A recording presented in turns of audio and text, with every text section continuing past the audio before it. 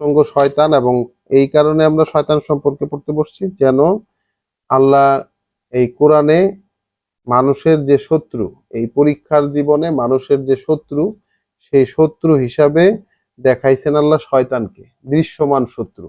তাই শয়তানকে যে পর্যন্ত আমরা দৃশ্যমান করে আমাদের কাছে না তুলতে পারতেছি, সেই পর্যন্ত এই পরীক্ষার জগতে সফলতা পাওয়াটার কোনো উপায় নাই আমাদের।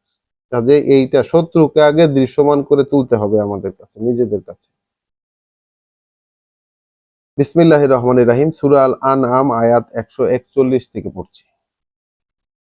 ওয়া হুয়াল্লাযী, আর সেই তিনিই তো, আনশাআ জান্নাতিন, তাহলে গজিয়ে তুলেছেন বাগ বাগিচা, মারুশাতিন,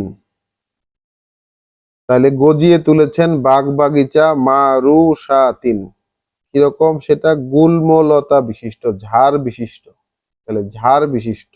ওয়া গায়রা মারুশাতিন, এবং ঝাড় ছাড়া, অর্থাৎ ঝোপওয়ালা এবং ঝোপ ছাড়া। ওয়া নাখলা, এবং বাগান খেজুরের। ওয়া জারআ, এবং কৃষি ক্ষেত। মুখতালিফান উকুলুহু, যার বিভিন্ন রঙের তার ফলগুলো, বিভিন্ন রঙের তার ফলগুলো। ওয়া জাইতুনা, এবং জয়তুন অর্থাৎ সেই অলিভ অর্থাৎ জলপাই। ওয়া রুম্মানা, এবং আনার। মোতাশাবিহান, যেগুলো একই রকম দেখতে। ওয়া গায়রা মোতাশাবিহিন, আবার ভিন্ন ভিন্ন রকম দেখতে, মানে একই রকম ছাড়াও আছে। তাহলে এখানে দেখাইতেছেন যে আল্লাহ গজিয়ে তুলেছেন যত বাগ বাগিচা, ঠিক আছে, ঝোপ বিশিষ্ট বাগানগুলো সব ঝোপ বিশিষ্ট, আবার ঝোপ ছাড়াও।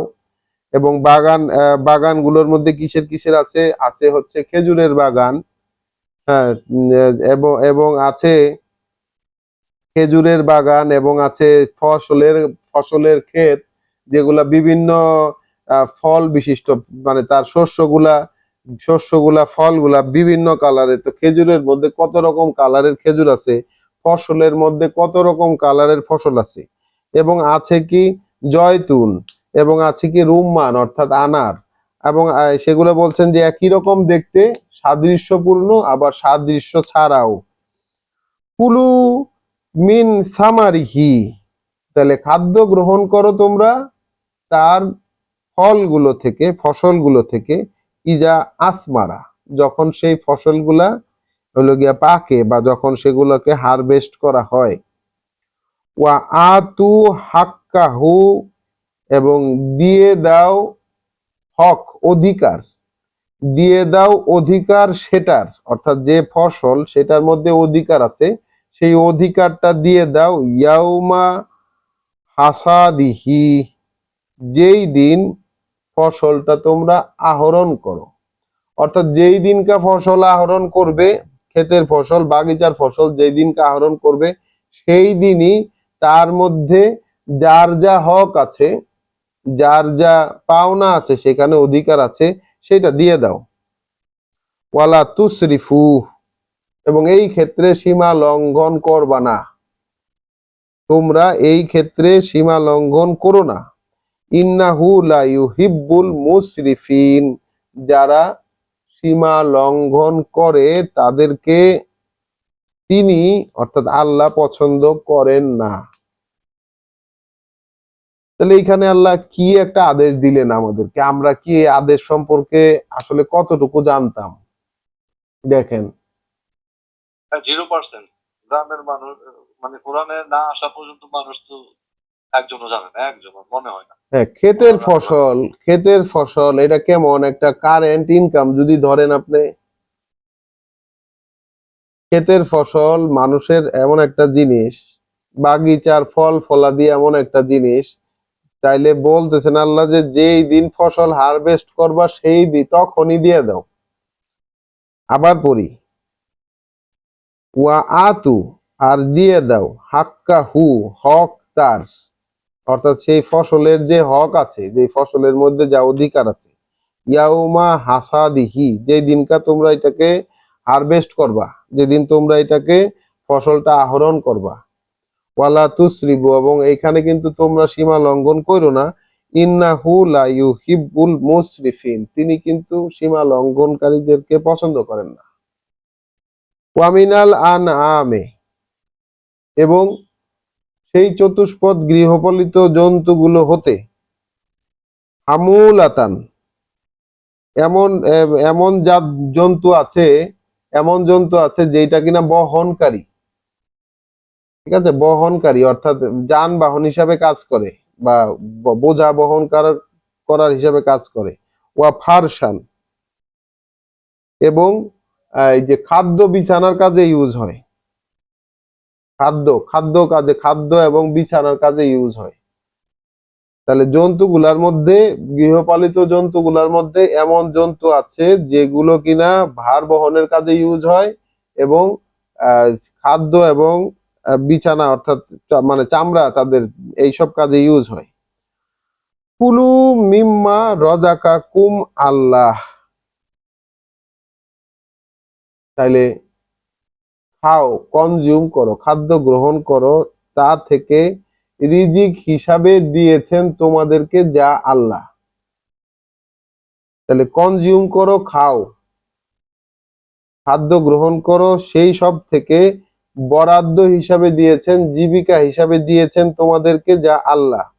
ওয়ালা তাত্তাবিউ খুতুওয়াতিশ শায়তান, এবং এই ক্ষেত্রে শয়তানের,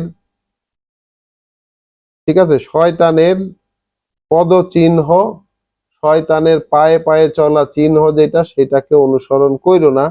ইন্নাহু লাকুম আদুউম মুবিন, শয়তান কিন্তু তোমাদের শত্রু দৃশ্যমান।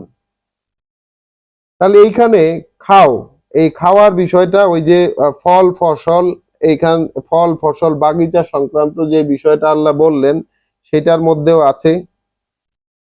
এবং এর আগে আসলে আরো আগে থেকে এই প্রসঙ্গটা পড়ে আসা উচিত ছিল, কারণ এই যে মানুষের মাঝে এই আহ, চতুষ্পদ জন্তু এবং ফল ফসল এগুলা নিয়ে বহু আহ কি বলে এটাকে, কুসংস্কার থাকে, সেগুলাকে আল্লাহ শয়তানের পদচিহ্ন হিসাবে বলতেছেন। কিন্তু আমরা যদি আরো 10-15 আয়াত থেকে পড়ে আসতাম তাহলে আহ, এটা বোঝা যাইতো। যেমন সূরা আনামেরই 136 নম্বর আয়াতে বলছে যে এই লোকেরা আল্লাহর জন্য তার নিজের সৃষ্টি করা ক্ষেত খামারের ফসল ও গৃহপালিত পশু থেকে একটি অংশ নির্দিষ্ট করে এবং বলে এটা আল্লাহর জন্য, এটা তাদের নিজস্ব ধারণা কল্পনা মাত্র, আর এটা আমাদের বানানো অংশীদারদের জন্য। কিন্তু যে অংশ তাদের বানানো অংশীদারদের জন্য তা কখনো আল্লাহর কাছে পৌঁছায় না, অথচ যা আল্লাহর জন্য তাদের বানানো অংশীদারদের কাছে তা পৌঁছে যায়। কতই না খারাপ তাদের ফয়সালা। অর্থাৎ সমাজে প্রচলন থাকে বিভিন্ন জিনিস, এই খাওয়া দাওয়া ফল ফসল সংক্রান্ত বিভিন্ন প্রচলন থাকে। আবার কি প্রচলন আছে, 139 নাম্বার আয়াতে আমরা দেখি যে জন্তুর গর্ভে যা আছে তা আমাদের পুরুষদের জন্য বিশেষভাবে রক্ষিত, আর আমাদের স্ত্রীদের জন্য সেগুলো নিষিদ্ধ। কিন্তু যদি সেটা মৃত হয় তবে উভয়ের জন্যই খাওয়ায় তারা অংশীদার হতে পারবে। এসব কথা তারা রচনা করে নিয়েছে, যার প্রতিশোধ আল্লাহ তাদেরকে অবশ্যই দেবেন। নিঃসন্দেহে তিনি সুবিজ্ঞ এবং সব বিষয়ে অবগত। মানে বিষয় কি, এই যে চতুষ্পদ জন্তু এবং ক্ষেতের ফল ফসল এবং বাগ বাগিচার যে ফলগুলো, এগুলো সম্পর্কে মানুষের মধ্যে নানান ধরনের কুসংস্কার এবং নিজেদের বানানো নিয়মে তারা আবদ্ধ থাকে। এখানে আল্লাহ কি এটা প্রকট করে দিলেন যে ফল ফসল যেদিনকেই পারবা, যেদিন হারভেস্ট করবা সেই দিনই তার হক গুলা দিয়ে দিবা, যার যেটা পাও না যদি দেওয়ার থাকে। এটা যদি মতো মানুষের জন্য হয়ে থাকে তাইলে আমাদের বিকল্প কি? আমরা তো ফল ফসল ফলাই না। ধরেন আমার জমি নেই, হুম। এখন আমার আমার এর ক্ষেত্রে করণীয়টা কি হবে? আমার ইনকাম সোর্স এইটা ইনকাম সোর্সই তো আপনার ফসল। সাপোজ প্রতি মাসে স্যালারি পাইলে কয় টাকা পাবো, কয় টাকা সব দিয়ে দিলে এই না এইটা না, এটা আপনার হিসাব করা লাগবে। এইটাকে আপনি দেখেন না, এখানে আপনাকে কোনো আমি এখানে কোনো ফয়সালা দিব না, আমার কোনো ইয়ে নাই কিন্তু পয়সা না মানে ফয়সালা নাই। আমি একটা হিসাব, আমি একটু ইয়া করি, এটা হিসাব করি। এটা যার যার ব্যক্তিগত বিষয়, হ্যাঁ, যার যার ব্যক্তিগত বিষয়। এবং ব্যক্তিগত বিষয়টা কি, আপনার মাসে এভারেজে কত টাকা খরচ হয় সেইটা তো আপনি জানেন, বা আপনি ট্র্যাক করতে পারেন চাইলে, তাই না? এবারে যে কত টাকা খরচ হয় সেটা তো আপনি ট্র্যাক করতে পারেন। এখন আমরা তো ইনফাক, আমরা খরচের বিষয়টা দেখছি, যে যা অতিরিক্ত সেটা তুমি দিয়ে দিবা। আপনি ধরেন ওইটাকে যদি আপনি আল্লাহর আদেশ হিসাবে মাইনা নেন, হ্যাঁ, ওইটাকে যদি আপনি আল্লাহর আদেশ হিসাবে মাইনা নেন, বা যতটুকু আপনার পক্ষে সম্ভব হইলো এটা যদি আপনি আদেশ হিসাবে মাইনা নেন, আপনার হাইয়েস্ট যতটুকু খরচ হয় মাসে ওইটাকে রেখে বাকি যে টাকাটা থাকে সেটা 5 টাকা হইলে 5 টাকাই, 10 টাকা হইলে 10 টাকাই, 100 টাকা হইলে 100 টাকাই, 2000 টাকা হইলে 2000 টাকা, 5000 টাকা হইলে 5000 টাকা, 10,000 টাকা হইলে 10,000 টাকা। একটা মাসে আপনি দিয়া দেখেন তো কি হয় বিষয়টা।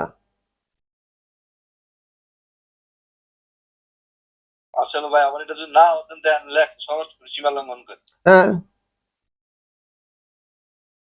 তাহলে আছি কোথায়, কিসের মধ্যে আছি আমরা চিন্তা করেন। শয়তানের পদচিহ্ন তো প্রত্যেকটা ক্ষেত্রে, আমাদের জীবনের প্রত্যেকটা ক্ষেত্রে শয়তানের পদচিহ্ন। মানে এই নিপুণ ফাঁদ পাতা সব জায়গায়, আপনি তো এটারে এসকেপ করতেই পারবেন না যদি আপনি সচেতন না হন। আমার ওই আপনার যদি কোনো বাগান না থাকে, আপনার যদি ধরেন আপনার, আমি বলি আপনার যদি কোনো বাগান না থাকে, আপনার কোনো ক্ষেতের ফসল নাই, আপনার যা ইনকাম করেন আপনি সবসময় মাইনাসে চলেন, তাইলে তাইলে তাইলে আর আপনার এটা কাজে আসবে না। কিন্তু আপনি মাইনাসে চলেন, কোনো এক সময় আপনি পজিটিভে যাবেন। আপনি মাইনাসে চলেন মানে সারা জীবন আপনি মাইনাসে চলবেন তা কিন্তু না, আপনি কোনো না কোনো সময় তো পজিটিভে যাবেন। ভাই আমার একটা কথা, হ্যাঁ, আল্লাহ তো বলতে অসচ্ছল অবস্থায়ও দান করতে হবে ভাই। হ্যাঁ, অসচ্ছল অবস্থায়ও দিতে হবে, বিপদগ্রস্ত অবস্থায়ও দিতে হবে। তাই তো বলছে আমি হ্যাঁ, হ্যাঁ, হ্যাঁ, বিপদগ্রস্ত অবস্থায়ও দিতে হবে, বিপদগ্রস্ত অবস্থায়ও দিতে হবে। সেইটা তো হইলো গিয়া যতটুকু যেভাবে সম্ভব হয়, ঠিক আছে না, যেভাবে সম্ভব হয়। কারণ আল্লাহর তো গ্যারেন্টি আছে পুরা জিনিসটা ফিরাইয়া দেওয়ার, আল্লাহর গ্যারেন্টি আছে। এখন আমরা তো হইছে গিয়ে বিশ্বাস করি না বিষয়গুলোকে, ভরসা করি না, বিশ্বাস নাই। আরে বিশ্বাসই করি না ভাই, গ্রহণই করতে পারি না ভাই, আপনি কি বলেন। আর ভাই যারা আমার মতো সুপার মাইনাস, তোমার ভাই সারা জীবন তুমি মাইনাসে থাকবা না, ঠিক আছে? সারা জীবন তুমি মাইনাসে ছিলা না, তোমার মাইনাস তুমি নিজেই নিয়ে আসছো, দেখো গা। মাইনাস তো মানুষ নিজেই করে, আমিও তো মাইনাস দিয়ে আছি, আমি তো আমরাই মানে এটা আল্লাহর কাছে হ্যাঁ, সমাধান আছে। না, অনেকের মাইনাস অনেক দুর্ঘটনাবশত পরীক্ষা নিরীক্ষার কারণে হয়, অনেকে নিজের উপর নিজে মাইনাস ডাইকা নিয়ে আসে। কারণ মাইনাস তো সারা জীবনের না, মানুষ কিন্তু সারা জীবন মাইনাসে থাকে না, কখনোই না। তাইলে যখন পজিটিভে যাবা তখন যেন মনে থাকে এই বিষয়গুলো। হম, এরকমই ভাবে মানুষ। ঠিক আছে, তাহলে এই পর্যন্ত আমরা দেখলাম এইখানে যে শয়তানের পদচিহ্ন অনুসরণ কইরো না, তাহলে খাও।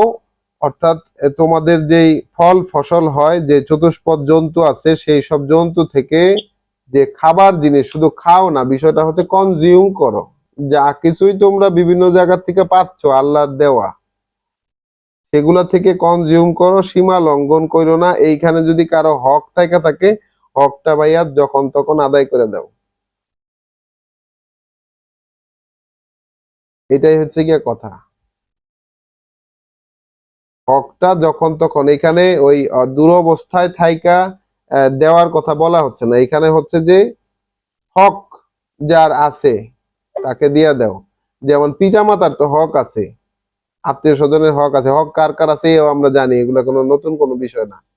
পিতামাতার হক আছে, আত্মীয় স্বজনের হক আছে, এতিমের হক আছে, মিসকিনের হক আছে, রাস্তার অভাবী লোকের হক আছে, তোমার কাছে যে চাইতে আসে তার হক আছে, এবং পাড়া প্রতিবেশীর না, পাড়া প্রতিবেশীর না,